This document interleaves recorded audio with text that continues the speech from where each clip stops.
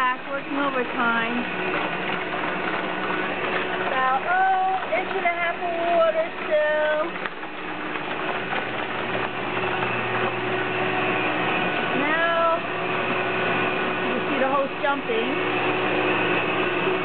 Going out to the toilet bowl. That's working so far. This is Chester's little contraption. This hose running all the way around to the back part of the basement that's also flooded. Let's wander in here and see how deep it is. There's our empty sump pump well that used to have a sump pump in it, but not anymore, because Chester gave it away. Yeah, everything's just a little bit wet. Chester went to get more tubes.